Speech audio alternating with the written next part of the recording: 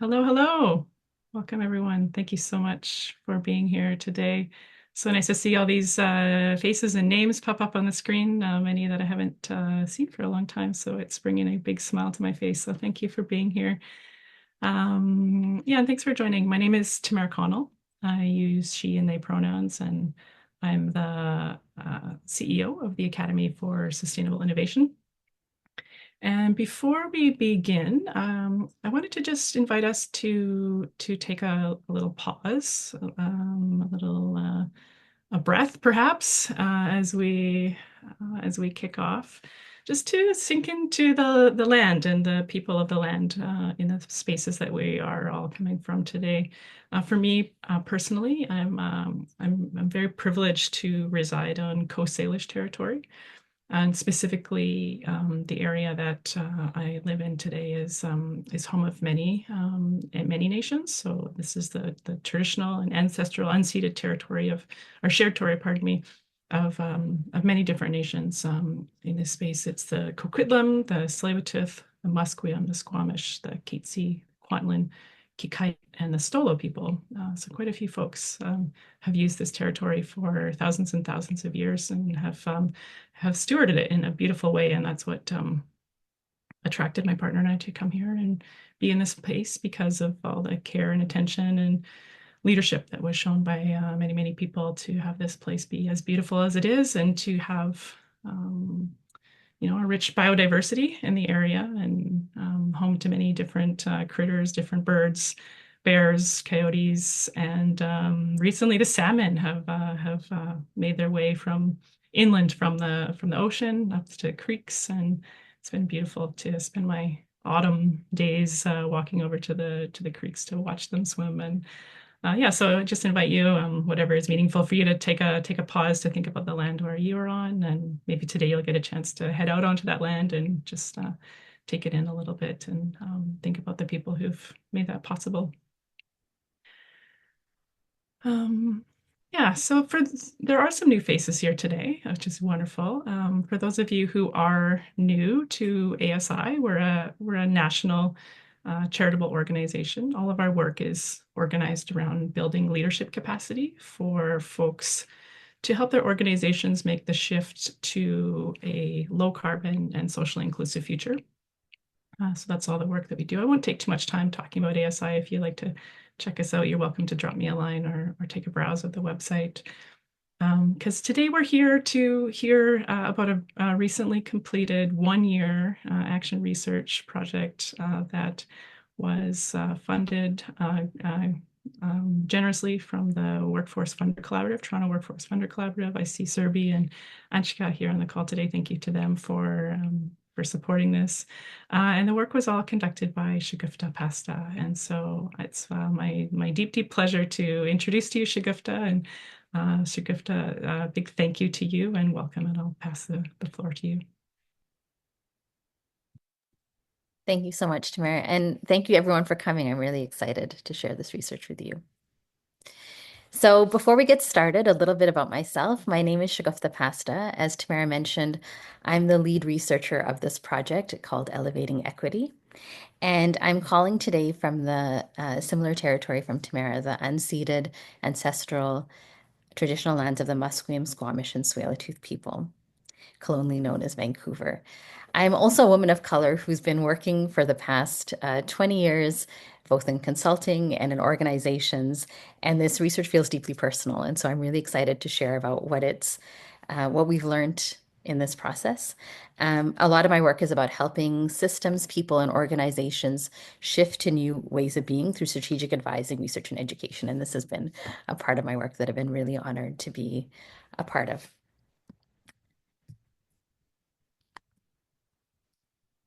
So today, just an overview of what we're going to be doing. I'm going to tell you a little bit about the project, about the problem we've been addressing and interested in. I'm also going to talk about entry barriers and enablers. So in this project, we were interested in both entry and advancement. So we're going to talk about entry, and then we're going to talk about some sectoral barriers to advancement, some organizational barriers to advancement. I'm going to share some recommendations that emerge from this work. We're going to have a chance for a Q&A, and then we'll close. So firstly, what why this issue, what are we interested in, what's going on? And so in the climate action sector, I'm going to talk in a moment about what I mean when we say climate action. It is a sector that is predominantly white and predominantly middle class. That is true from the origin of the sector, the environmental movement in Canada, in the UK, in the US. This is the origins of the sector. And really, it's been male, white, and middle class, and gender has opened up a bit, but those demographic tendencies are still true. This is not unique to Canada. As I said, you'll see this in other countries as well. And you'll see this mentioned in large studies and small studies, echoed across the literature. Even if you look at an organizational chart for a climate action organization, often it'll share this demographic. Um, and the reality is, racialized sustainability professionals are often the solo racialized person, either in their organization or within climate action conversations or networks. Now, that's who's in the field. And the reality is, who experiences climate change is all of us, but disproportionately, it is equity-seeking groups that experience the impact of climate change. From Karachi, for example, where my family is, they are in a global South sense, in a global sense, it is equity-seeking groups who disproportionately experience the impacts of climate change. And even locally, when we think about events of extreme heat, events of extreme weather, it is equity-seeking group. It is the most marginalized in our communities, in our cities, who experience the brunt of these impacts. And so um, there is a gap there between who is in the sector and who is experiencing the brunt of these impacts. And in Canada, we are not on track to meet our climate action goals. And so what is needed is different kinds of organizations, different perspectives, diverse perspectives to to create the to meet the challenges that we are up against. We need wisdom, we need different kinds of leadership, and based on current trends, we the radical change needed is not likely to happen if the same patterns of funding occur in organizations and the same types of organizations, leadership structures continue to be reproduced. And so we are interested in seeing the challenges ahead of us, seeing what is needed, what is going on in the sector. And so this is where our project came into being. And when we say climate action sector, what I mean is organizations engage in climate action leadership. And so this includes organizations and individuals who are attempting to influence or change organizations, communities, or other systems towards a more sustainable future. It includes organizations and people working within the fields of sustainability, environment, ESG, climate, and more. And so at ASI, we're taking a really broad view of what we think about when we talk about climate action sector.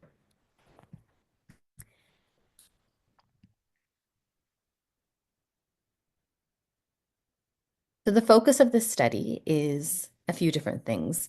One, we were looking at mid-career racialized women and non-binary individuals in climate action leadership careers across Canada. And we say racialized, we define that as non-Indigenous women of color. Women was everyone who identifies as women, and non-binary folks as well. And the reason for this racialized specific focus is based on, at the project outset, feedback and expertise that ASI received that the lead researcher should share identities with people who are the focus of this research. And so that's when I came into this project. The mid-career focus emerges. We started reading and exploring what literature already existed. And we became really curious about what happens in people's advancement trajectories. There's a lot of diversity, or there is more diversity in junior roles in climate action organizations. It tends to dissipate as you go up the career ladder. And so we were curious, what kinds of barriers are women experiencing and non-binary folks as they emerged, as they continued in their career. And so that's what we looked at. So we're going to go through a lot of information today. And what I invite you to do is to not just listen, but to reflect. One of those amazing tools we have to really make equity learning go from just information we're hearing to something that's part of our lives. And so I invite you to think about two questions. One, what is your role in the climate action sector? Where are you in this? We're going to be talking about individual, organizational sector. Where are you? And what are your levers of change? What are the things that you could potentially do to make this a more inviting sector? And hear this presentation through that lens, and perhaps jot some notes to yourself about, what does this bring up for me? And reflection is often the thing that makes learning really stick. So we invite you to lean into that. So a bit about methodology. We read many things over the course of our time. We also did one-on-one interviews, 12 one-on-one interviews that were an hour or more, with a variety of folks from different backgrounds, who had substantial experience in the sector to share with us what their experiences had been. We then, from those interviews, developed a set of recommendations. And then we went to a focus group and said, what do you think of these recommendations? Do they land with you? Do they make sense? Um, what do you think? And there were a couple of things that came out of that focus group. One was that um, they are so there were a couple of things that emerged. One is that the individual level is not the most important level. It certainly impacts your day-to-day reality a lot, but the sector and the organizational level is the most important in creating systems change. That was what our focus group told us. And the reason for this is because the support you receive from your manager definitely impacts your day-to-day experience or other kind of factors like that. But it's sort of a matter of happenstance. You may have a good manager, you may not have a good manager. Um, and it's kind of luck of the draw. Something at the sectoral or the organizational level is actually addressing some of the underlying factors that make this um, potentially make this a sector that is difficult to get into and difficult to advance in. And so we are really focused in our work on sectoral and organizational factor. The other thing they said is this sector is a microcosm of many other sectors. And so as we think about equity work in general in our world that is about undoing white supremacy, about undoing a lot of the things that challenge our work and challenge abundance thinking, this sector is an example of that. And so really wherever you are, when you pick up this report, there probably is something that will speak to you because it's a reflection of the world more broadly. So that's kind of the how we did it, why we did it, and and and now let's get into what we kind of learned. So enablers to entry. These are not in order of importance. There are 6 of them that we found. And there are a couple of things I would mention about this list. One is that they are not sufficient protection against systemic racism, white supremacy, or other system-wide factors that shape one's workplace experience. And so one of the things people identified is financial privilege. To be able to take an unpaid experience is really important. To be able to graduate debt-free is really important. Um, Being able to network, all those things are things that help one to get into the sector. But it doesn't mean that that systems have transformed. It simply, sorry, I'm going to take a sip of water. It simply means that one has proximity to dominant systems.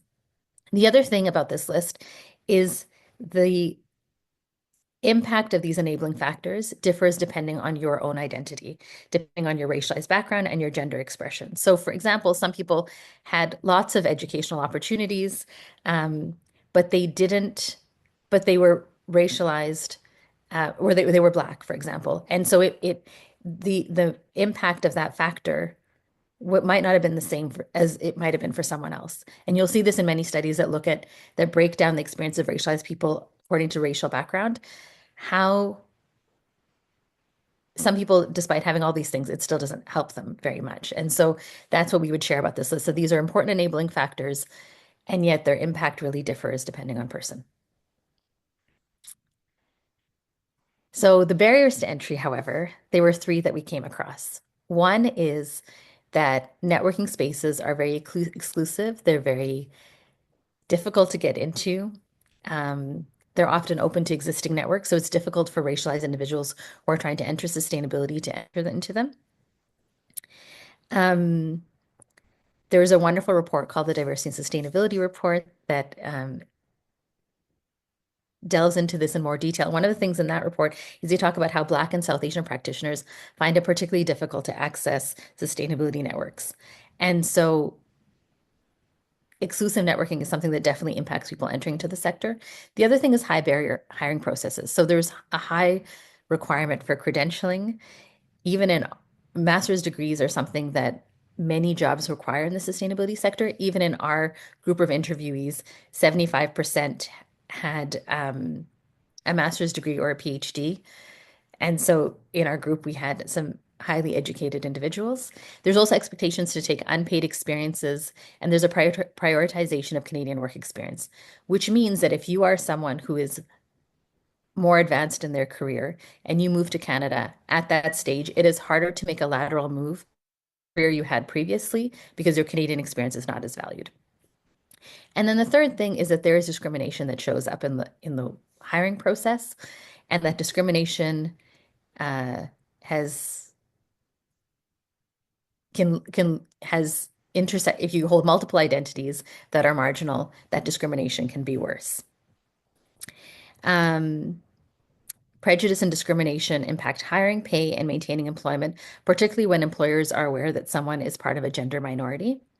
In Canada, for example, transgender individuals experience more workplace discrimination, are paid less, and experience higher levels of unemployment in comparison to other workers. Um, and there's a wonderful report that I recommend called the released by the Enchante Network, released, I believe, in October 2024, called Back to Our Roots. And that looks at the experience of Black 2S LGBTQI plus individuals. And in that report, it talks about how 58% of people that they spoke to or had surveyed had been denied employment opportunities as a result of their sexual orientation, gender identity, or gender expression. And so when they are overlapping identities, when there's people are experiencing multiple marginalizations, that discrimination impacts the hiring process. And so those are the three that we found. So our recommendations are to do a number of things at the organizational individual level.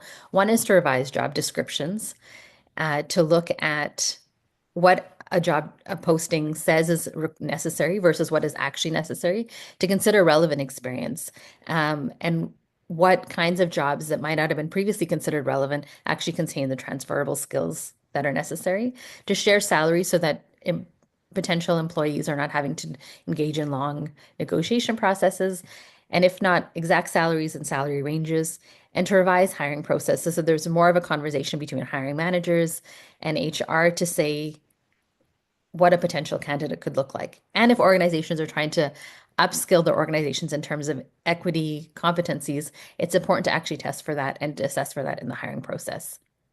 And of course, to engage in work as an organization to eliminate prejudice and discrimination and bias through hiring processes. And so now we get to sectoral advancement barriers. And there are a few. There are four that we talk about in the report, and um, and I invite and there's they're all listed here. One is dominant ways of thinking. There's a lack of mentorship, sponsorship, and supportive caucus space, a lack of accountability structures, and limited funding of alternate organizations. I'm going to talk for a moment about mentorship, sponsorship, and a supportive caucus space. So these are different things. Mentorship is something that is between a mentor and a mentee. It could be coaching, it could be advice on how to navigate a challenging organization. It's skill development of some kind between these two people. Sponsorship, however, is on behalf of a sponsored person, but is between a sponsor and an audience that they're trying to influence to think more highly of that sponsored individual. And we're going to talk later on about what kinds of sponsored activities fall into sponsorship. But for many people, they lack mentors and they lack sponsors. And particularly because many organizations are small, this is a sectoral advancement barriers because there needs to be people identify that there is a lack of programs to find a sponsor within the sector more broadly because you often won't find it within your organization. And then there's also a lack of supportive caucus space. When you find it, it's great, but often people spoke about trying to find spaces and not being able to find it. And this is space where you can be witnessed, where you can be where you can heal, where you can address gaslighting you might have experienced, where you can bring toxic situations that you've experienced to others who understand. And there's a real lack of that in the sector.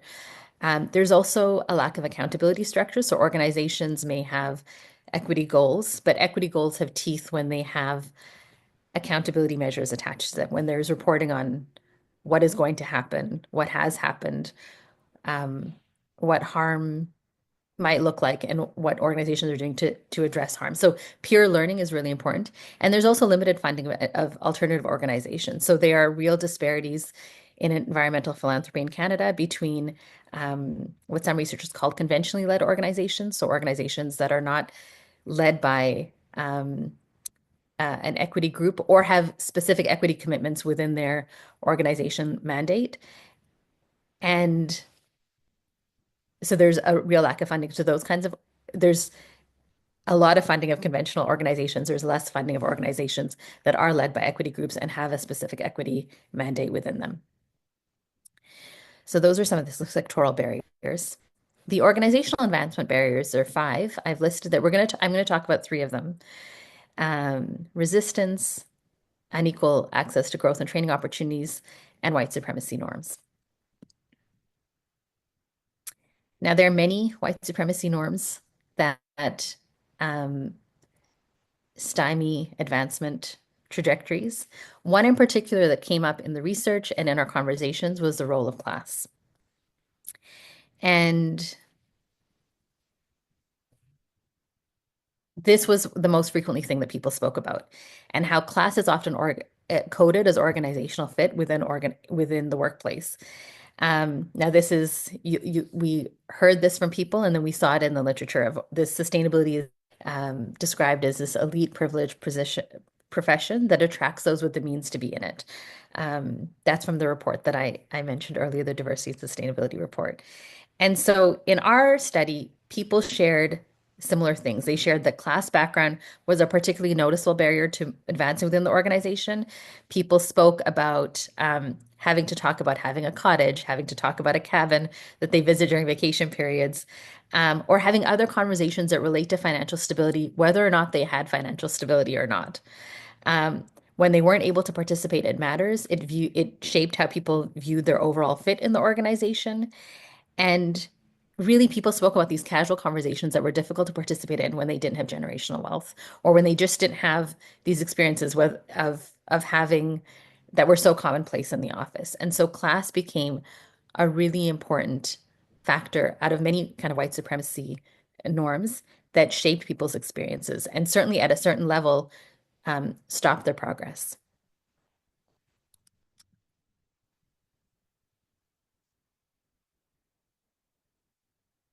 The second one, and this is a really key one, is organizational resistance to change. And so in this study, people spoke about encountering deeply entrenched resistance to organizations to address race equity and how colonization has shaped the environment. They also shared that this was really difficult in the climate action sector because people in the sector already believed they were doing good. And because there was this belief that there's, this is, and it's true, many people, we care about climate change, and this is why we're in the sector.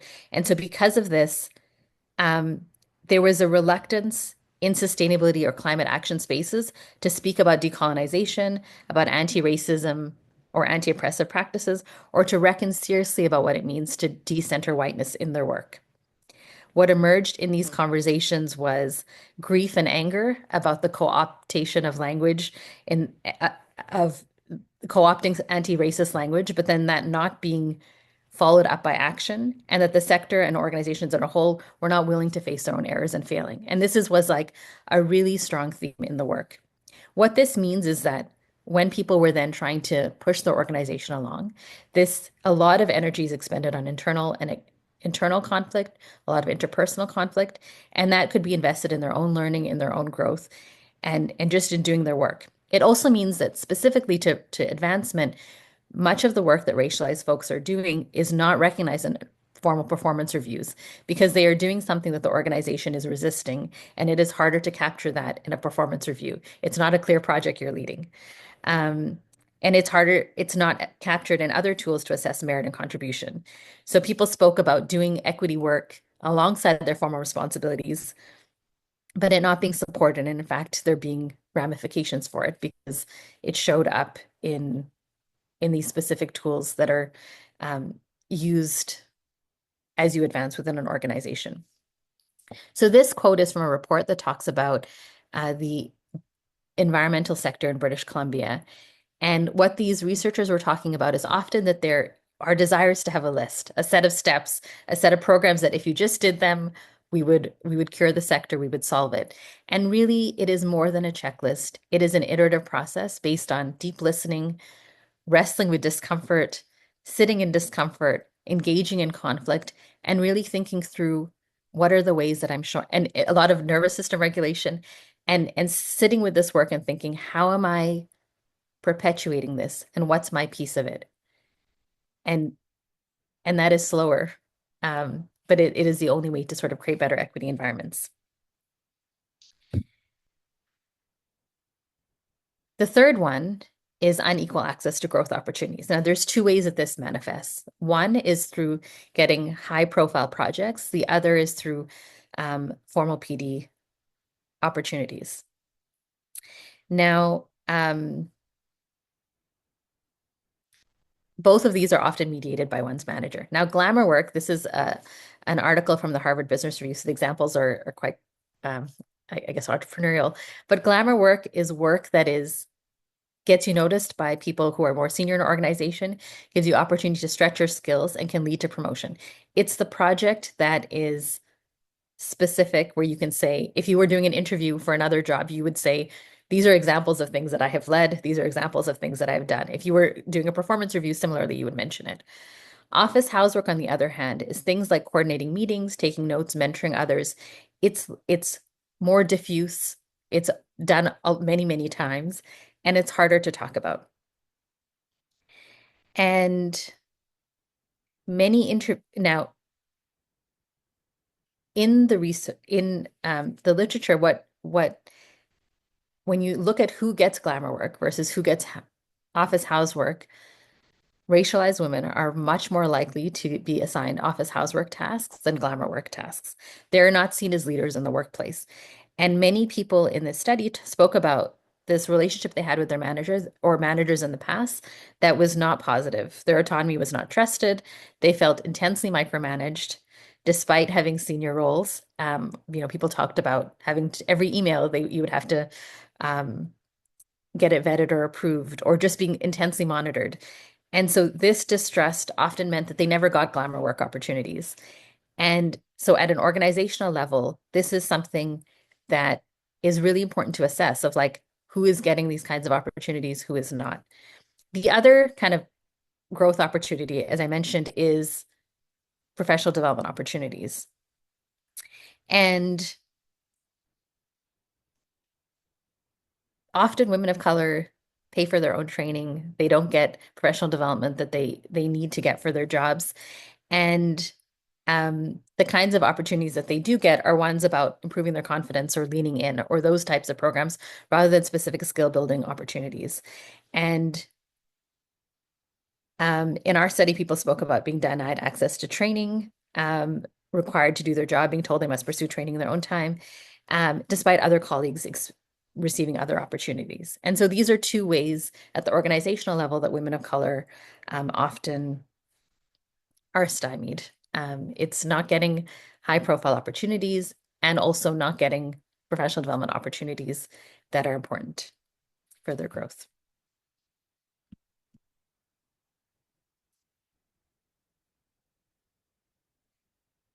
So there are three now. So those are some of the sectoral barriers, some of the organizational barriers, some of the entry barriers. And we spoke about entry recommendations, and now we're going to shift into recommendations at the sectoral and organizational level.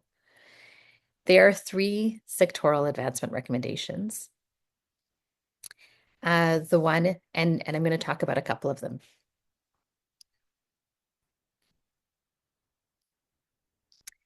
So the first is to resource peer support networks. One of the things that came out across basically every interview was that one's peer network was very, very important in staying well in the sector.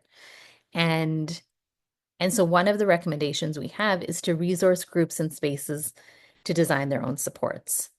These are places where people can be witnessed, where they can heal, where they can bring their workplace trauma, where they can share their experiences with toxic workplaces, where they can regulate their nervous systems, all of these things. And so having spaces that do not have expectations of deliverables, but are just places for people to get together is really important.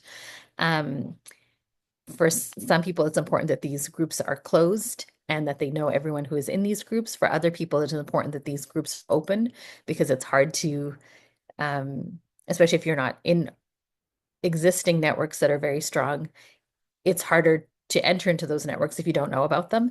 But either way, these groups are really important. The second is to fund the not typically funded. And so that is both at a organizational, that's both at an enterprise level and a nonprofit level.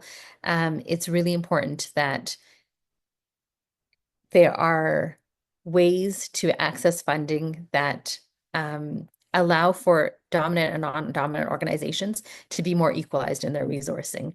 And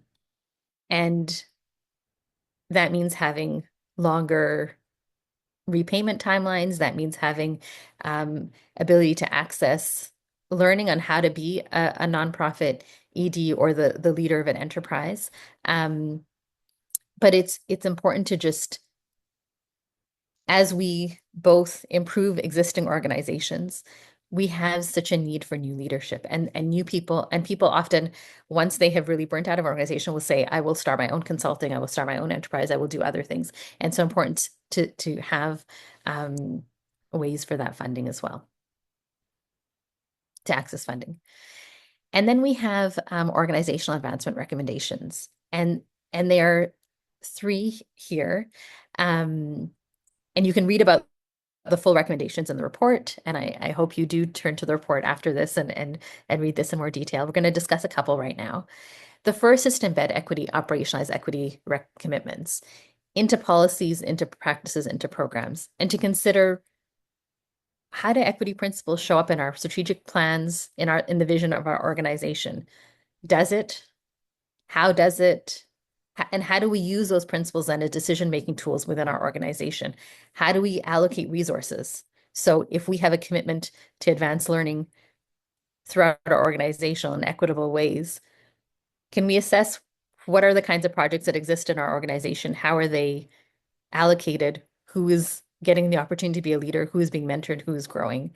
That's an important thing to think about. How are we, as a leadership team, showing up to these commitments in our daily life? So it's really important to not just have these commitments, but then to thread them throughout an organization so that they mean something and they're used as actual mechanisms of decision making, of values-based action, and that they mean that and that you're accountable to them as well. The second is to evaluate workplace readiness. And depending on who you are, different people in an organization will view that organization's success differently. And then often in reports about, how is the sector doing, you will, that is disaggregated data. You will see, for instance, leaders, and sometimes it's broken down by race, or so say white leaders in an organization will say, we're doing great, we have great equity commitments. And then the survey will ask the Black employees, and they'll ask the South Asian employees, and they'll ask other races, people of other racial backgrounds, and they'll say, it's really difficult. My organization is not walking the talk. And so it's important to get a clear view on how you're doing, and also to really think about, are we ready for this kind of work? Are we simply bringing in new leaders when our organization or our project is at the brink of disaster, that glass cliff moment that many organizations experience? Are we setting people up for success? Do they have supports they can access? Is it a good environment for just one person? Who can they access outside of the sector? That's important. So really thinking about, can we do this work? Are we ready to do this work? What tells us we're ready to do this work? And can we make this a safer environment for people that we're asking in?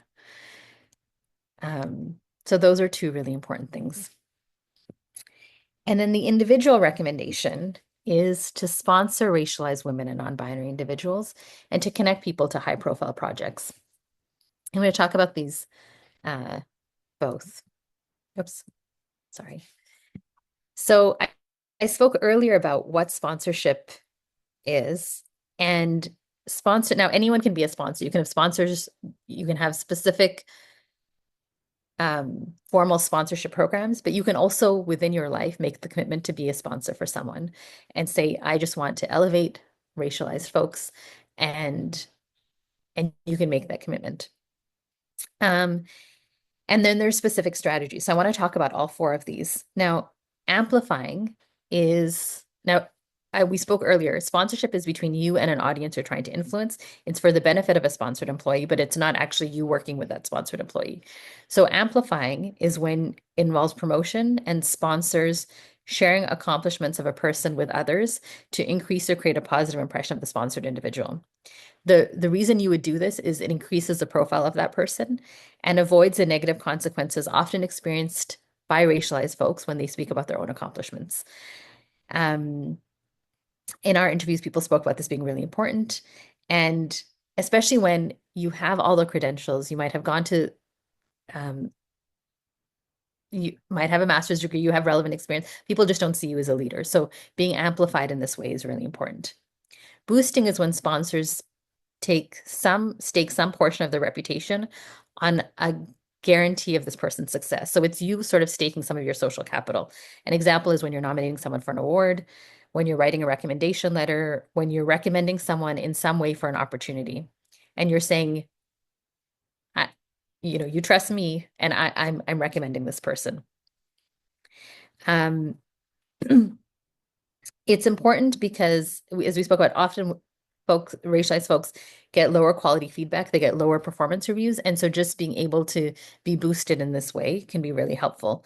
And it helps racialized folks being seen as worthy of investment.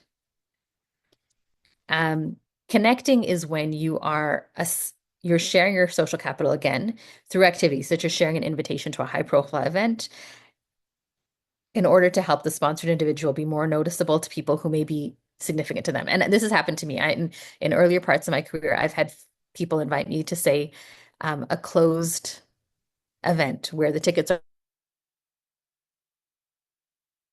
and I've met people who have been helpful to future work opportunities because I was part of that room. And then defending is the hardest thing to do, but it is addressing negative beliefs that exist about the sponsored person to convince others to change their opinion. So it's things like addressing or interrogating negative stereotypes or beliefs and offering alternative explanations. For example, someone might say this person's not performing, and you know that they are not feeling quite themselves because they is a, you know, a a global conflict or something in a place in their country of origin, or like they're deeply troubled about something else that's happening in their lives. So you are offering alternative explanations, and you're addressing stereotypes and negative beliefs about that person. So all of these things, it's the most resource intensive because it involves challenging the behavior and attitudes of others. Sometimes it can lead to conflict between the sponsor and their audience, but it's a really important method of sponsorship. And then the last one is, as we said, connecting racialized women and non-binary individuals to high-profile projects, to equalize access to high-profile projects, to consider glamour work and office housework and how it is assigned, and noticing trends. And if they are patterns within how you assign work that are not conducive to equity. And so in sum, there is a number of things we talked about. There is making the door wider, improving entry processes through improving networking spaces, improving hiring processes themselves, and addressing discrimination that happens at the hiring level. And then there's also improving advancement pathways through doing organizational work, through considering sponsorship, considering mentorship, improving advancement pathways in a number of different ways, and then equalizing funding, whether that is of nonprofits, of enterprises, but just helping organizations that are offering alternatives a better chance of success. And now it is time for Q&A. And I can see I'm just looking through the chat now.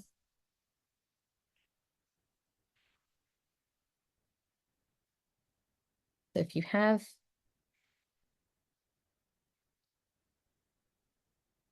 I'm seeing that people are saying, I'm nodding to every sentence and it's healing to feel finally someone is saying it out loud. So I'm so glad.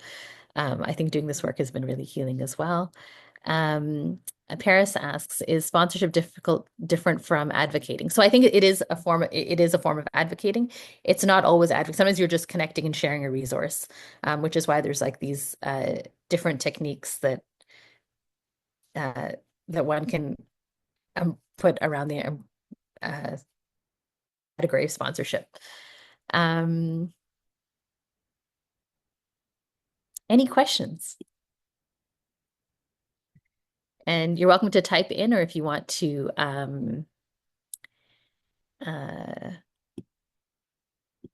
unmute or type, both of those work.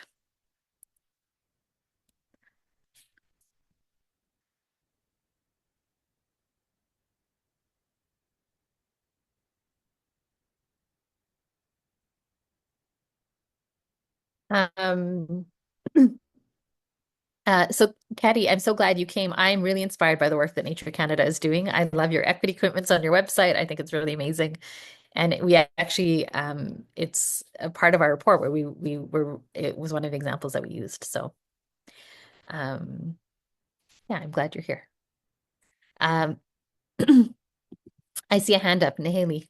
Yeah, thank you, Shagufta, and thank you for this report. I think that it can be extrapolated to other areas of work in general, not only sustainability.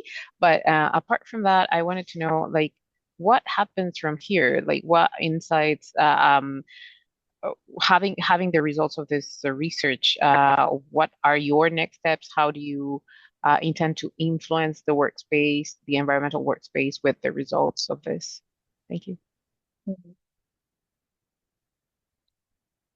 Yeah, Tamara, do you want me to answer? Do you want to answer? Like, Yeah, why don't you start and I could add a little okay. bit. Yeah, so I think partly in terms of next steps, I think I am really curious about how people take up this report and read its recommendations and say, I see this piece is something that I can really work on. I think one of the things is, that there was that quote by Dhaliwal and Hodgson or Hodgson about there's no real checklist. So I think the best initiatives are ones that are like people saying, I think I can do this work. I think, yeah, so I don't think we have like a specific roadmap of like, okay, so now but I think there are ideas of like, it's really important to have gathering spaces. It's really important to have a place where people can mentor. And I think ASI is like a member-based organization that holds a lot of um, great conversations. Um, and is considering like how equity exists in the sector. But I think the like what's next is like it's a joint community conversation as well of like, okay, so we learned some things. What do we think is next as a group? What would you add to that, Tamara?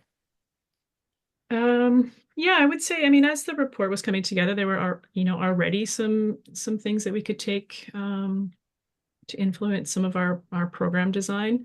I mean, sometimes, if you've run a nonprofit, you know that you're sort of imagining programs in many ways before they're actually funded, and so we've taken some steps to affect how we have imagined and designed things that aren't yet funded, but hopefully could be in the future. And so there's an element of that in terms of specifically how we thought about sponsorship, drawing from the learnings that Shagufta highlighted around needing those caucus spaces that are sort of safe and not having deliverables attached to them, and just a space to support the leaders.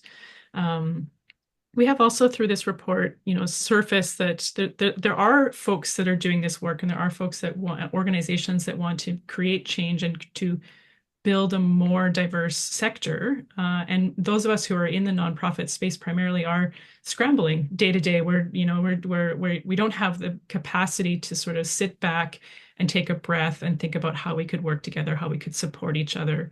And it's the benefit of that time, I think. And in order to create time for a lot of nonprofits, we need a little bit of funding to just relax and have some space to yeah, even just a couple of hours just to talk about how could I, like Lauren's on the call here with Green Career Center, like how could I support her work and how might we work together? Oftentimes we don't do that because we just don't have the time. And so, yeah, so we've put forward a proposal to see if that's something that could be supported. Yeah, but there's a few other things that I'm happy to talk offline if that's helpful, but I don't want to take up too more space. Mm. There's a thank you, Tamara. There's a question from Miriam in the chat. What role can other entry-level staff play to promote their equity-deserving colleagues to advance? How can they leverage their experiences with a colleague without already being an established, trusted staff? So I think it's a really important question because for a lot of us, we might not be the leader of the organization, but we care about equity. I think one of the things that is really a dynamic that often exists within organizations is, you raise an issue about equity. So say there's a racialized person and they're raising this equity issue, and then they become the problem employee. And there's this wonderful graphic by Coco, this organization in Montreal, and they have the woman of color. She comes in, she raises a problem, she becomes a problem, she leaves. And I think in those moments, one of the things other entry-level staff can do is to say, I think that's true. I believe that's important priority. And to so that equity deserving colleagues, equity seeking colleagues, they're not isolated in that experience of just holding this position that we need to do some different work because that impacts their advancement trajectories. So being able to say, I see that, being able to attribute people if they've shared something with you and you're in a meeting and you're sharing it back, you can say, so and so said this and I thought it was really important and I really value their leadership. And so in your speech, you can really amplify people, even if you're not technically a sponsor or their boss and also I saw that really crappy thing that happened in the meeting. That's really awful. What can I do to support? Or just here's a chocolate bar. I'm really sorry. So I think those are some ways of like exercising our personal leadership day to day in the workforce and saying like, I care about your experiences is really important. And then Elodie asks, one question is how to continue to push for these recommendations in our organizations. We're in a lot of larger organizations becoming very shy about JEDI initiatives. I think this is very true. And I think that's why it's really this one of the primary factors in the success of equity initiatives is leadership buy-in.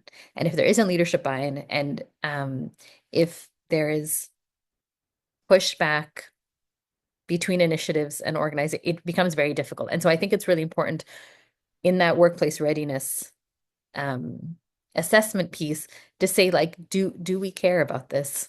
Is this important to us? Often organizations have ERGs where employment resource groups where there are ideas coming to leadership, but I think it's very hard to push for organizations when they aren't keen on success, and so yeah, I think it's hard to be in that teaching coaching model towards leadership, which is why it's really important that also alternatives exist where you can say I'm done pushing this wall. I want to work somewhere else and there is somewhere else to go. So that's not an easy answer, Elodie. I think it's more like that's a reality and it's very hard to push.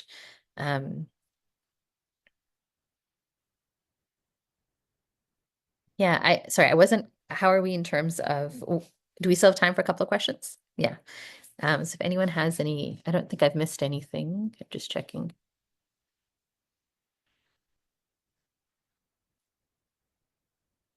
Daniel. Thank you for the presentation. I've been trying to think about how to ask this question. I guess um, I work with in university, and um, we attract some really amazing students from all parts of the world, and I just find that the added layer there is when you have that foreign experience to Canada, that adds that other entry level barrier where I'm thinking of a woman who is an expertise in clean water agriculture from Ghana and has come into our program and is now looking at getting into the climate action space here. And I'm wondering if there's any piece that you came across in the research around also the non-Canadian experience, because that's another barrier that so many people are facing. Yeah, so and people, as people spoke about, when I move, everything I did before didn't count. Or people are like, but you did that and um I was born in Malawi. So if it's like you did it in Malawi, what does that have to do with Canadian experience? And I think that's like a sector conversation. It's um and an organization. Why do we feel that way about people with outside experience? How do we revise what is relevant experience? But for that person, that is definitely true. That came up with people saying it's that experience is discounted. People also said, if I come in with technical skills, people will say, oh, I can see you in this technician role. But I don't see you in a leadership role. I can just see you doing this specific technical thing. I know you did it. It's the same software. But when I want to lead a team, that I don't look like a leader. And so some people spoke about having like really like having to battle for accreditation, having to battle with their specific if they were within a specific profession, like having to really um fight that. And also just knowing lots of people who are like, you know what, and then I just did something else. I decided it's within the climate space. I don't have to do the thing that I was originally trained for. And that's really disheartening because we're losing so many skills and we're losing so much creativity when people um, can't practice the thing that they've spent decades doing. So it did come up, and it's a larger sort of, it's part of, again, that larger conversation of how does Canada treat foreign credentialing and foreign experience. And one of the things I think is important is, again, those like gathering spaces for people who have gone through a similar journey to know like, yes, it is possible. Or no, it's not possible, and this is what I experienced. But mentorship and like patience and community are really important. Yeah, thank you. It's not easy.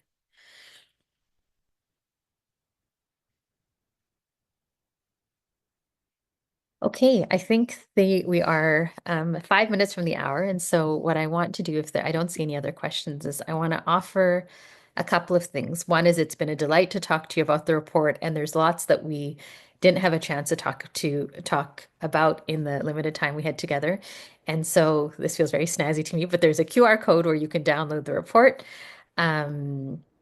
And I imagine it's also emailed maybe afterwards. But this is the coolest thing because you can just scan the screen and then get the report that way.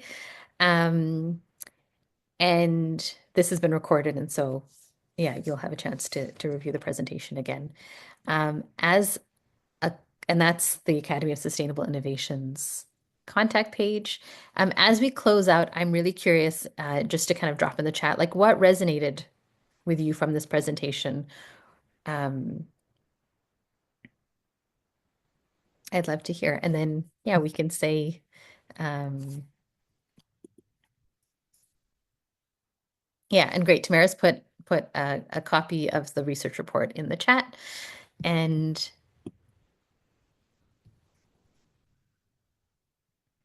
so I'm seeing the idea of sponsorship is being highlighted in the chat. And yeah, as we leave, it's always good to be like the problems are big, but also we've got some pieces that we can walk away with that are uplifting. And so I'd love to hear what's really resonating with you from the presentation.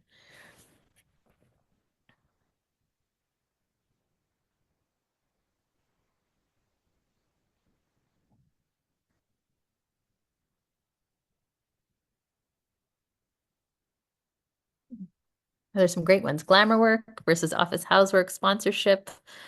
Um, that we can make change even when we're not in leadership positions. Um, sectoral barriers, and that it's not just anecdotes. It's on paper. Thank you all so much for coming. It's really lovely to see like familiar faces, new faces. I know this has been like a real love letter to racialized folks, and we're really excited that you've all been here to participate. Some, I'm sure, I know I was doing this work, it was like this really resonates.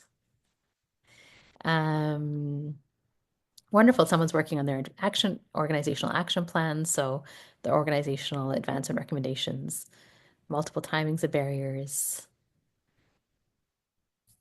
Great.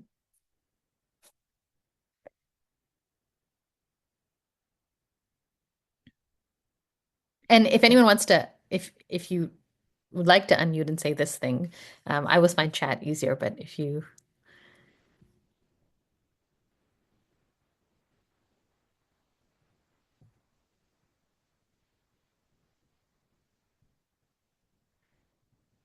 yeah. Yeah, the challenge is how to affect change.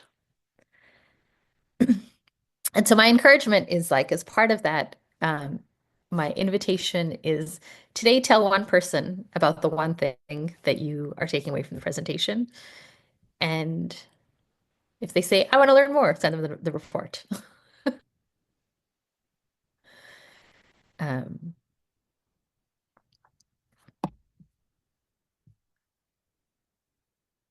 thank you. Tamara, is there anything you want to say as we're a couple of minutes from the hour? No, you've done a fantastic job, Shagufta. Thank you so much for all the work that went into it and for today's presentation. And yeah, I hope that we're able to spread the word about the wonderful work that you did and the recommendations that you have, and we'll see if we can push a few forward. So thank you for all the dedication this past year, and really appreciate it. And thank you all for joining today. Yeah, on behalf of ASI, I'll just say a big thank you, and we hope to see you again soon. Take care. Thank you all very much.